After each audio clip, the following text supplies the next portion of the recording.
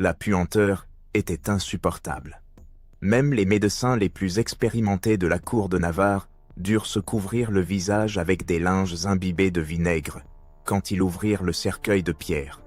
C'était le jour 15 février de l'année 1455, et le prince Charles de Viane avait ordonné l'exhumation du corps de sa propre mère, la reine Blanche Ière de Navarre, décédée seulement 2 mois auparavant. Sous la lumière vacillante des torches, docteurs et clercs observaient horrifiés, tandis que les serviteurs royaux retiraient les restes fraîchement décomposés de la femme qui avait gouverné la Navarre avec une détermination de feu. Le prince, debout près de la tombe ouverte, ordonna froidement que le cadavre soit entièrement dévêtu et réexaminé centimètre par centimètre. Il ne cherchait pas de bijoux ou de trésors enterrés avec la défunte. Charles de Viane, héritier déshérité et prince sans royaume, voulait quelque chose de bien plus macabre, des preuves physiques que sa mère avait été une sainte. Cette scène grotesque ne fut pas un acte isolé de folie princière.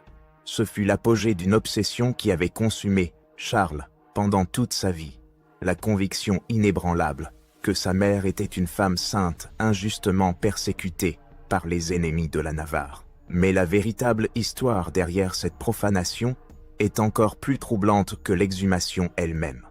Car Charles n'essayait pas simplement de canoniser sa mère morte, il tentait désespérément de valider sa propre existence comme héritier légitime d'un royaume qui lui avait été cruellement arraché par son propre père.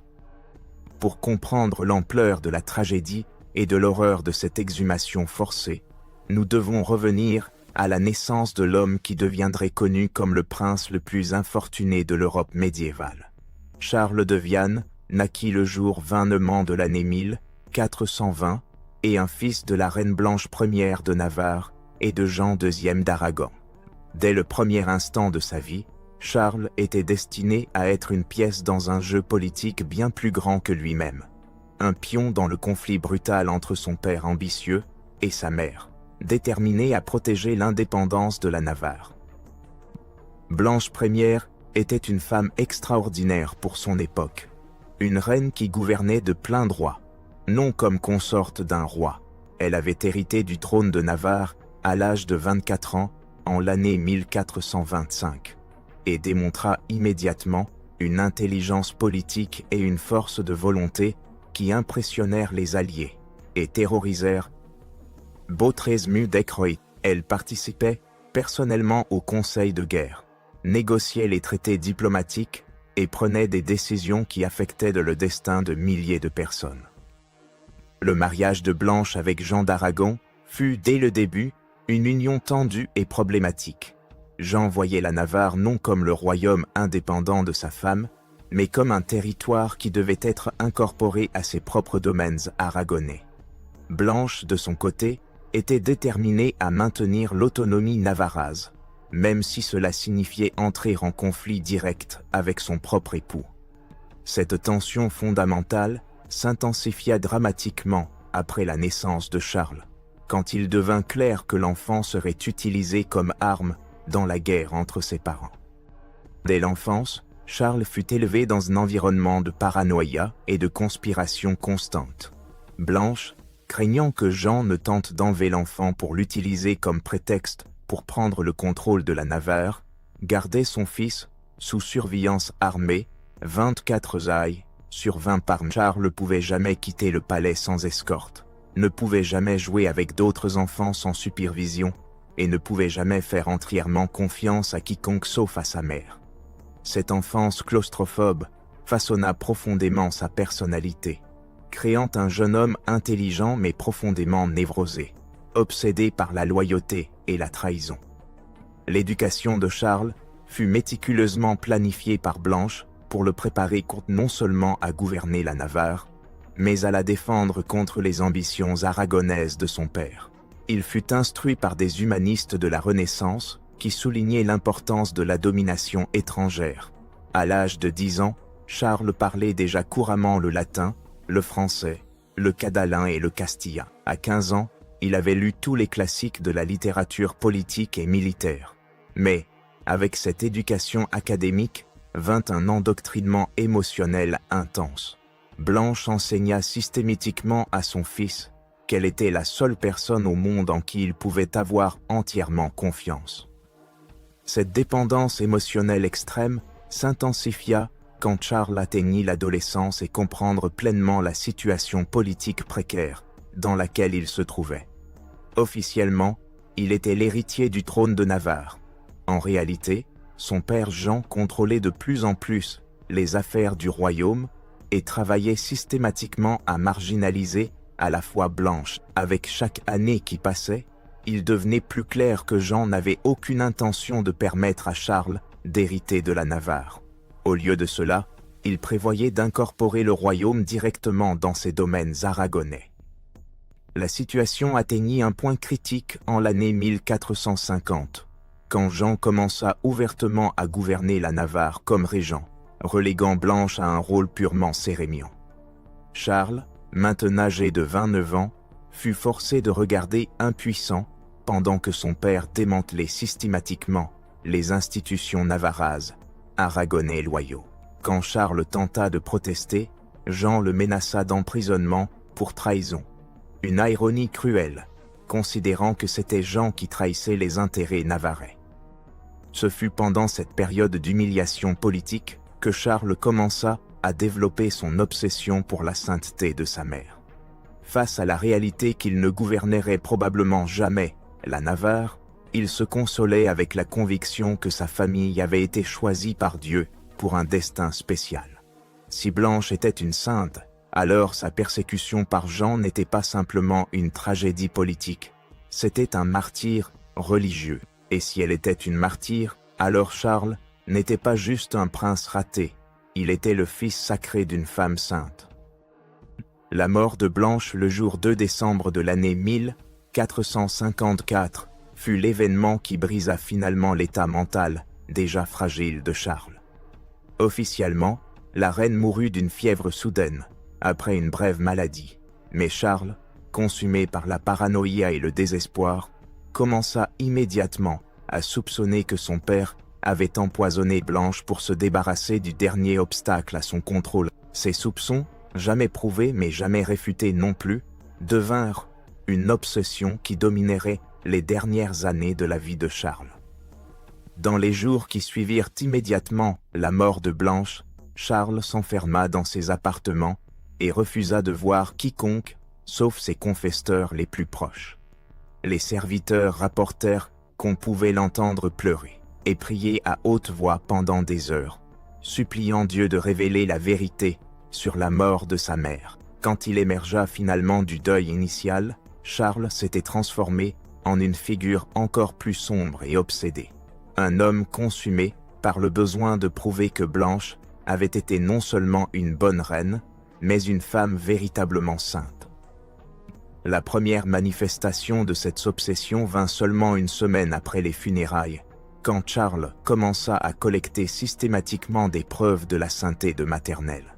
Il interrogea des centaines de sujets navarrais, cherchant des récits des actions charitables Blanches, des guérisons miraculeuses prétendument qui pourraient être interprétées comme preuve de faveur divine. Ces récits, dont beaucoup étaient clairement exagérés ou complètement fabriqués par des gens anxieux de plaire au prince en deuil, furent méticuleusement enregistrés dans des carnets que Charles gardait enfermés dans un coffre-fort personnel. Simultanément, Charles commença à visiter quotidiennement la tombe de Blanche, passant des heures agenouillé en prière près du sarcophage de pierre. Les gardes rapportèrent qu'il parlait fréquemment à la tombe comme si Blanche pouvait l'entendre, suppliant pour des signes de sa présence continue et des conseils pour ses décisions politiques. Cette communication imaginaire avec sa mère morte devint si importante pour Charles qu'il commença à prétendre recevoir des instructions directes de Blanche à travers des rêves et des visions. Au fur et à mesure que les mois passaient, l'obsession de Charles s'intensifia jusqu'à atteindre des proportions véritablement pathologiques. Il commença à répandre des rumeurs que des miracles se produisaient à la tombe de Blanche, des fleurs qui fleurissaient hors saison, des malades qui guérissaient après avoir prié près du sépulcre, et même des apparitions de la reine elle-même parlant à des pâtres gris, dévots. Quand on l'interrogeait sur la véracité de ces récits, Charles jurait solennellement qu'ils étaient complètement vrais, et offrait des récompenses généreuses à quiconque pourrait fournir des preuves supplémentaires de miracles maternels. Mais les soupçons privés continuèrent à tourmenter. Charles, malgré sa foi publique dans la sainteté blanche, il était hanté par des doutes sur les circonstances exactes de sa mort. L'idée que sa mère aurait pu être assassinée le terrorisait non seulement pour des raisons émotionnelles, mais parce que cela soulevait des questions troublantes sur sa propre sécurité. Si Jean avait tué Blanche, combien de temps passerait-il avant qu'il ne décide que Charles était aussi un obstacle trop gênant pour être toléré? Ce fut cette combinaison toxique d'obsession religieuse et de paranoïa politique qui mena Charles à la décision fatidique d'exhumer le corps de sa mère. Dans son esprit fragmenté, un examen physique des restes mortels pourrait résoudre une fois pour toutes deux questions fondamentales. Premièrement, si Blanche était vraiment morte de causes naturelles ou avait été empoisonnée. Deuxièmement, si son corps montrait des signes de préservation miraculeuse qui prouveraient de préservation de grâce. Ces questions résolues, Charles croyait qu'il aurait finalement la paix de l'esprit et peut-être des preuves qu'il pourrait utiliser pour exposer les crimes de son père. La décision de procéder à l'exhumation fut prise dans le secret absolu. Charles savait que la profanation d'une tombe royale, spécialement la tombe de sa propre mère, serait vue comme sacrilège par l'Église et scandaleuse par la société.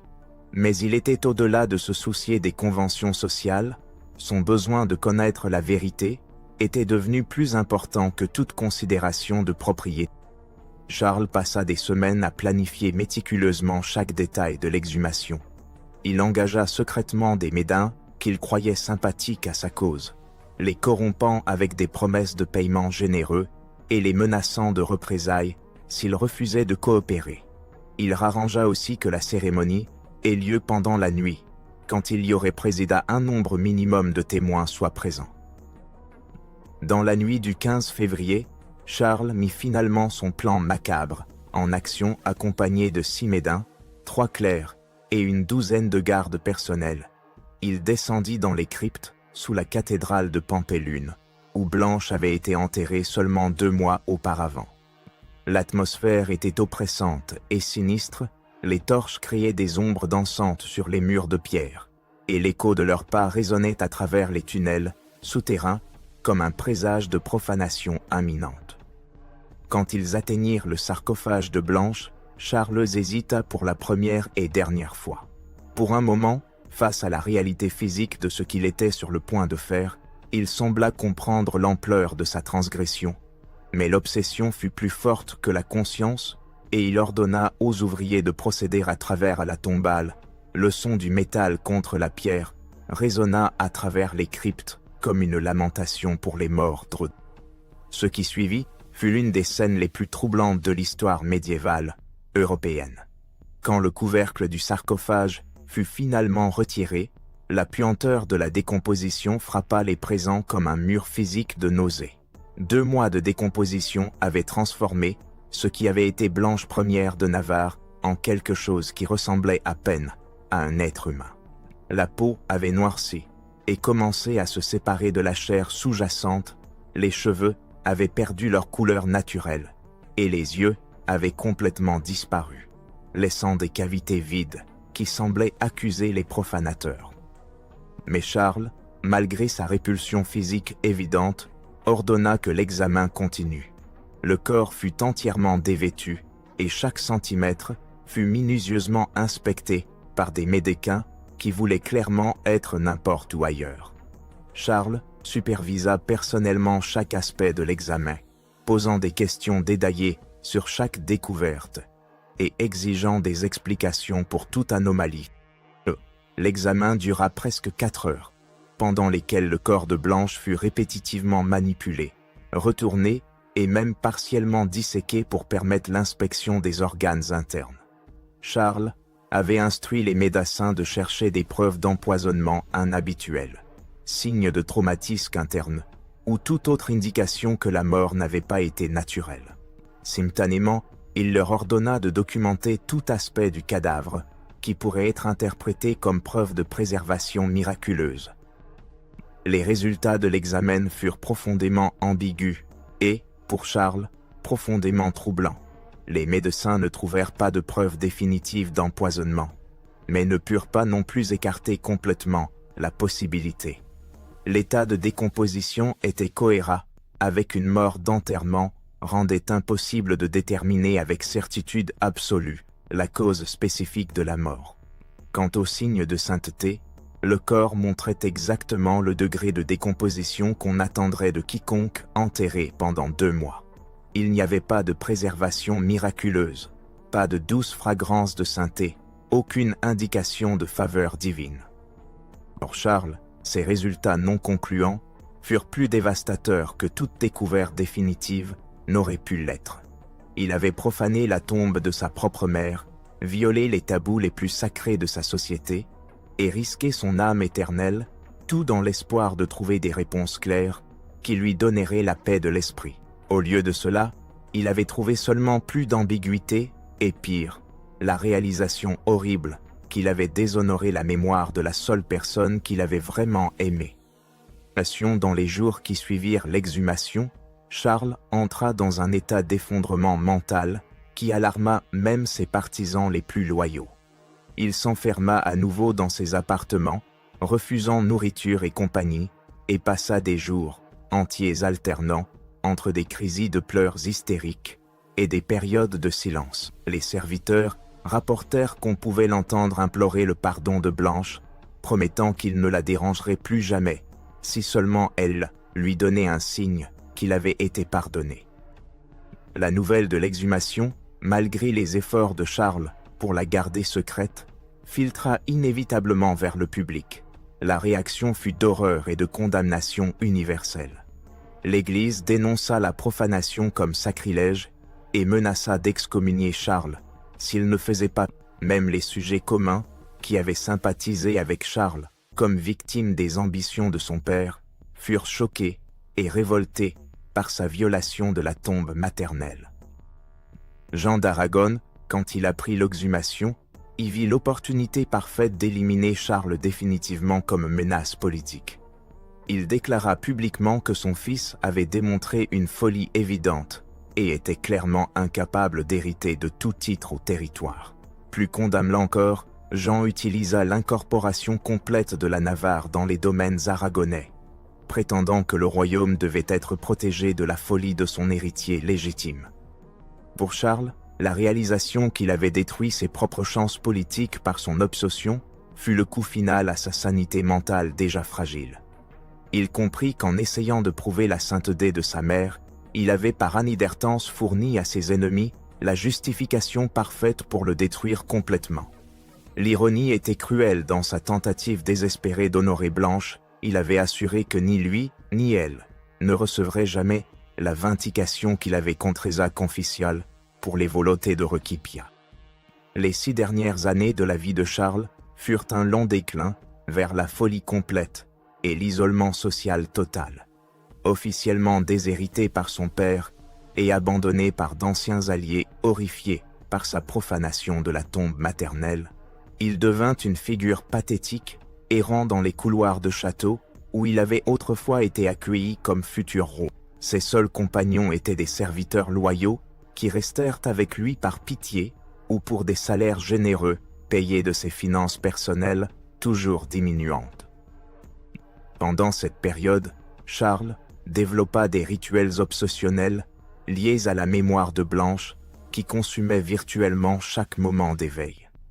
Il maintenait un hôtel privé dédié à elle, dans ses appartements, où il passait des heures quotidiennes, priant pour le pardon et pour des signes de sa présence continue. Il développa aussi l'habitude d'écrire des lettres longues et détaillées à Blanche, qu'il brûlait dans des cérémonies élaborées, croyant que la fumée porterait ces mots jusqu'à elle dans l'au-delà. Plus troublant encore, Charles commença à prétendre que Blanche lui apparaissait régulièrement dans des visions, dans lesquelles elle lui pardonnait la profanation et lui promettait qu'ils seraient réunis après sa mort. Ces visions devinrent si vives, pour Charles, qu'il commença à planifier méticuleusement sa propre mort, croyant que seulement par le suicide, il pourrait se réunir avec sa mère et échapper à la culpabilité.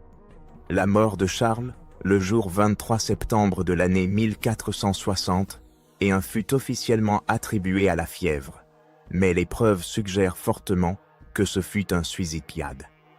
Il fut trouvé mort dans ses appartements, tenant un portrait de Blanche et avec une expression de paix qu'il n'avait pas montrée depuis des années. À côté de son corps se trouvait une lettre finale adressée à la Sainte Blanche, dans laquelle il demandait pardon pour la profanation et exprimait son espoir qu'ils puissent finalement être ensemble à nouveau. L'ironie finale de la vie de Charles est que sa tentative obsessionnelle de prouver la sainteté de Blanche finit par détruire toute possibilité qu'elle soit rappelée comme une figure vertueuse. L'exhumation forcée devint l'événement par lequel, à la fois, mère et fils furent rappelés par l'histoire, non comme exemple troublant de comment le deuil peut se transformer en obsession destructrice. Aujourd'hui, plus de 500 plus tard, l'histoire de Charles de Viane et de sa profanation de la tombe de sa mère demeure l'une des plus troublantes de l'histoire médiévale européenne. Elle sert de rappel sombre de comment le pouvoir peut corrompre même les émotions les plus basiques et naturelles, transformant l'amour filial en obsession pathologique. L'image d'un prince ordonnant la violation de la tombe de sa propre mère dans une recherche désespérée de validation continue de choquer et de fasciner, offrant des aperçus troublants sur les profondeurs auxquelles l'esprit humain peut descendre quand confronté à une perte insupportable et une impuissance politique absolue. La tombe de Blanche, recellée après l'exhumation forcée, demeure à Pampelune, mais ne s'est jamais complètement remise de la profanation de février de l'année 1455. Des visiteurs occasionnels rapportent une atmosphère particulièrement mélancolique sur le site, comme si l'écho de la violation résonnait encore à travers les siècles, rappelant au monde que même l'amour le plus profond, quand mélangé à l'obsession et au désespoir,